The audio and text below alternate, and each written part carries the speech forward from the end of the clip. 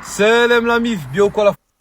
Salam alaikum, c'est ActuY TB2. On va regarder une story du loup de la street qui va dénoncer des agissements de Bassem et après je vous dirai mon avis. N'hésitez pas à mettre un pouce bleu et à vous abonner.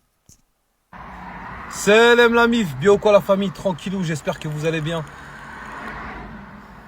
Encore, encore un dépassement dans l'horreur, encore un dépassement dans l'atrocité, encore un dépassement dans... La famille, on connaît tous l'histoire de Ilan Halimi, ce jeune juif qui a perdu la vie dans d'atroces circonstances, qui a été torturé, frappé et qui a été jeté sous les rails ou à côté d'un RER dans un trou. Même un chien, même à n'importe quelle bête sur la terre, on ne peut pas affliger de telles souffrances et avec une telle violence et une telle atrocité. Et ce monsieur permet de dire: on va vous refaire une Ilan Halimi, appelez-moi Youssouf Fofana. Franchement, moi je suis dépassé. Je suis dépassé par ses propos, je suis dépassé pour... Comment se fait-il que cette personne soit encore sur les réseaux sociaux et puisse encore donner, soi-disant, des conseils? Comment se fait-il que cette personne soit encore sur les réseaux sociaux? On attend quoi en fait? Qui pisse dans le cerveau de jeunes hommes, de jeunes gens égarés, qui aillent commettre l'irréparable, sous prétexte qu'ils suivent Bassem Vénitieux 692? Je pense qu'à un moment donné, ça y est. Voilà, il y a eu l'histoire de la petite Siem, Allah rahma, à qui il a manqué totalement de respect à elle et sa famille. Il y en a eu tellement que je peux même pas toutes les énumérer, tellement qu'il a dit, il fait des dingueries. Il y a le vol des cagnottes, le vol des hajas, sa haine envers la communauté noire, sa haine envers les femmes.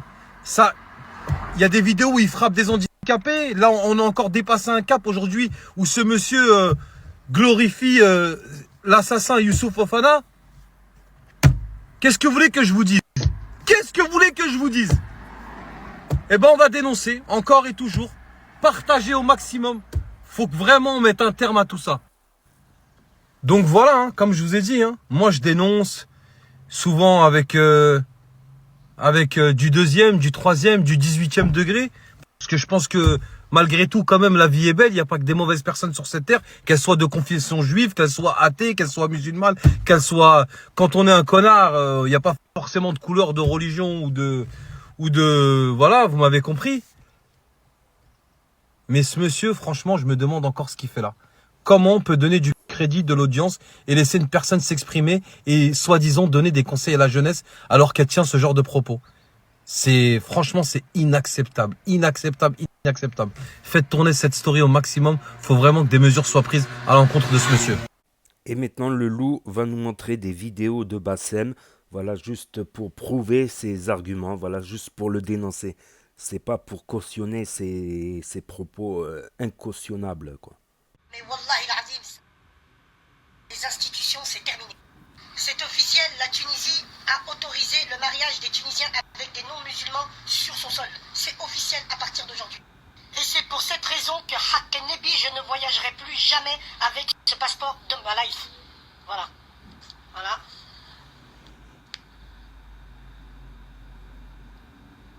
C'est terminé, le Maghreb il a sombré. Wallah, le Maghreb il a sombré.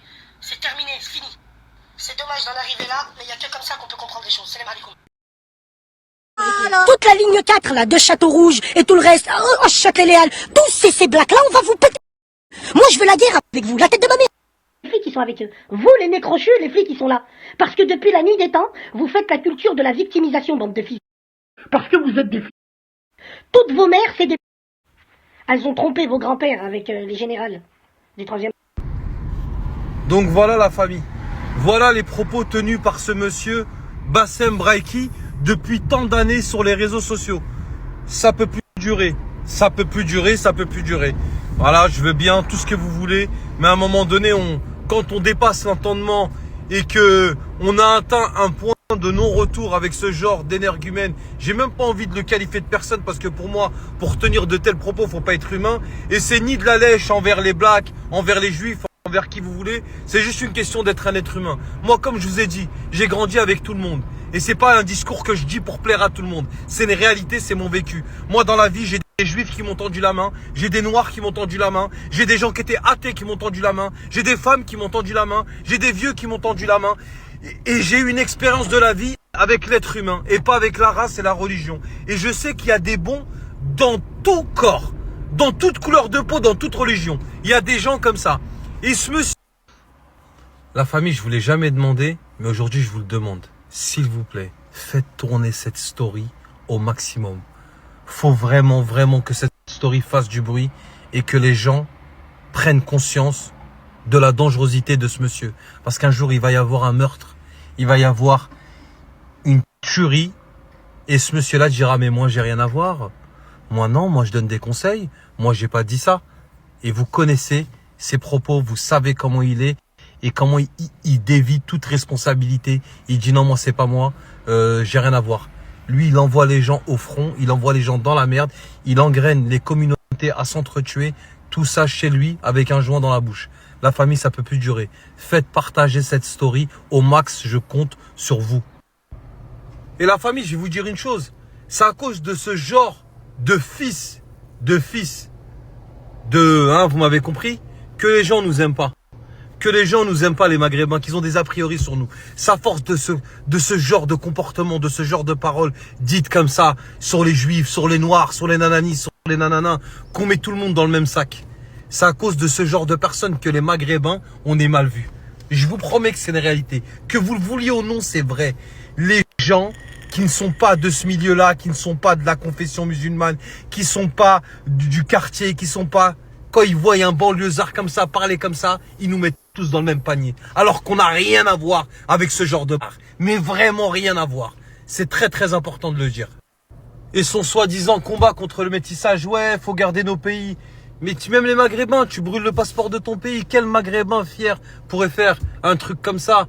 Et le Maroc, l'Algérie, la Tunisie, ça fait un siècle que les gens ils se métissent. Tu vas au bled, c'est toujours la même chose. Il y a toujours nos traditions, il y a toujours les anciens, il y a toujours nos origines. Elles sont là-bas, elles n'ont pas bougé. Et c'est même encore mieux en 2023. Parce que les jeunes issus de l'immigration, ils reviennent vers leur pays d'origine, ils essayent de le monter, ils essayent de faire des choses dans leur pays. Donc ton discours, il est totalement faux. C'est juste un discours de haine et un discours qui mène nulle part. C'est de la méchanceté gratuite. Parce que lui, à l'écouter, t'as l'impression au Maroc, en Algérie, en Tunisie, tellement les gens se sont métissés, on dirait il y a des Timals qui tiennent là-bas le pays. Alors Timal, bougon moi. Oui, on a repris le Maroc et l'Algérie. Tu veux manger du boudin blanc, mon frère. T'écoutes Bassem, l'Algérie, le Maroc et la Tunisie, c'est ça, frérot. Mais jamais de la vie, la famille. Arrêtez d'écouter ce mec, il est dangereux.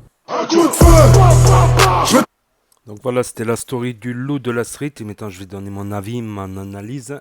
Et écoutez bien parce que c'est assez... Je pense que mon point de vue, il est intéressant, je pense. Oui, il nous salit sur plusieurs choses. Et quand je vois les audiences qu'il a, bah, beaucoup croient qu'on est tous pareils. Voilà, on est tous comme lui parce qu'il a beaucoup d'audience. Mais dans son audience, il y a beaucoup de gens qui le détestent. Il y a beaucoup de gens aussi qui sont là parce qu'il a une personnalité marrante et qui fait rire. Des fois, il parle de sujets sérieux, des fois, il est bien et des fois, voilà, il part en vrille tout simplement. Et quant au sujet de l'antisémitisme, c'est injuste pour les bonnes personnes. Voilà. Par exemple, moi, j'ai travaillé des années voilà, dans une entreprise où le patron était juif. Il m'a laissé la chance et j'ai pu m'en sortir pendant une période. S'il y en a, il va me dire, ouais, mais les Palestiniens, la cause palestinienne, ok. Par exemple, ce monsieur, ben, il n'avait rien à voir avec la cause, avec Israël et avec la Palestine. Il n'a jamais été en Israël, par exemple. Pour tous ceux qui vont me dire la cause palestinienne, ok. Bon, il en a limite quand même, rappelant que c'est un acte de barbarie, qu'on ne fait même pas ça à un animal. La Shoah, d'abord, je parle de la Shoah, par exemple, où de nombreux gens du voyage, tziganes, ont été assimilés avec les juifs et massacrés dans les camps d'extermination. Et même des musulmans parce qu'ils sont circoncis, donc ainsi de nombreux musulmans ont péri dans les camps de... Et rappelons aussi que les bataillons maghrébins, les bataillons sénégalais, les bataillons marocains, algériens ont participé à la fin de la Shoah, à mettre un terme à la Shoah. Ils sont passés par l'Italie, par le sud de la France et ils sont montés jusqu'à Berlin où ils étaient très redoutés par rapport à leurs actes de barbarie, tout ça, mais ils ont aidé, ils ont participé à mettre un terme à la Shoah. Quant aux Juifs de France ou les Juifs du Maghreb, c'est carrément contre-productif de les attaquer. On dirait la cause palestinienne, la cause palestinienne. Eh bien, depuis 70 ans, le fait d'avoir agressé des juifs qui se sentent en insécurité, c'est des civils, que ce soit au Maghreb, au Maroc, en France, eh ben, ils sont allés là-bas. Comme ça, là-bas, ils pouvaient faire l'armée et avoir des armes pour se défendre et ils se sentaient moins, on va dire... donc, c'est carrément contre-productif d'attaquer. D'ailleurs, s'il y a 1 million de juifs marocains d'origine berbère en Israël, c'est bien pour une raison. C'est parce que les Marocains ont déconné, je pense. C'est eux qui les ont poussés à les envoyer là-bas. Voilà, à l'époque, les chefs d'État qu'ils insultaient aussi, donc ils avaient un sentiment d'insécurité, ils sont allés là-bas, ils se sentaient moins en insécurité et plus en position de se défendre que de rester dans les pays maghrébins, arabes, et même en France, il y a cet exemple-là, il y a des reportages là-dessus. Par exemple, Sarcelles, vous connaissez Sarcelles, c'est la plus grande, c'est la plus grande cité de France et d'Europe, 80 000 habitants. Il y avait un secteur tout au nord-ouest de Sarcelles, à l'extrême nord de Sarcelles, où il y a la synagogue, où il y avait beaucoup de juifs. Il y avait beaucoup de juifs. Et lors d'une manifestation en 2014, il me semble 2015, eh ben, il y a beaucoup de casseurs dans la manifestation pour la cause palestinienne. Il y a beaucoup de casseurs qui ont vandalisé, attaqué des juifs. Du coup, par rapport à ça, il y a eu une grosse vague qui a été en Israël. Et ils en témoignaient même. Et tu as beaucoup moins de juifs à Sarcelles aujourd'hui qu'avant. Bassem, tout le temps, je trouve qu'il est contre-productif tout le temps. Je pense que, je sais pas si j'ai tort ou j'ai raison, mais cet exemple de Sarcelles, tu as les témoignages. Et tu as parfois même certains ils s'engagent à l'armée et ils vont se venger sur des Palestiniens certains Palestiniens n'ont rien fait. C'est un exemple pour vous montrer la contre-productivité et la barbarie. Un puissant fan, un puissant fan. Et encore, il y a beaucoup de choses qui ont sauté sur le net, mais on peut retrouver certaines choses sur d'autres réseaux, tout ça. En fait, les mauvaises personnes, ça représente parfois 0,001% ou 1. Mais c'est ces personnes-là qui font le plus de bruit, et ce dans tous les domaines. Dans tous les domaines, c'est cette minorité qui a trop de visibilité parce qu'ils font trop de bruit.